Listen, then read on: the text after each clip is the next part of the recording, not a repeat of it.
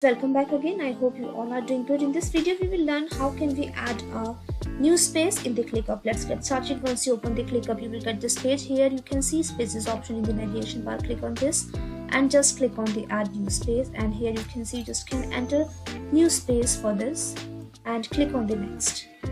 Now you can choose the color for your space, and if you want you just can search avatars. You can upload, click on the upload, and you can just take and just choose any option and click on the open. Now you can see it has been your new image. You can just adjust this and click on the save. Now click on the next. You can also choose any icon from here if you want. So now click on the next.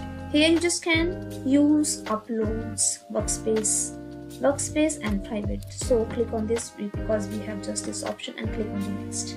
And now you can see enable ClickUps. So if you want you have to turn off all the ClickUps. You can also turn off all the ClickUps and click on the next. Now you just have to review space. Click on this and space name, oyster, avatar, this and share. Just click on the create space. Now you have created a new space here. So that's it for this video guys. I hope it was great help to you. Thanks for watching this and I will see you in the next video.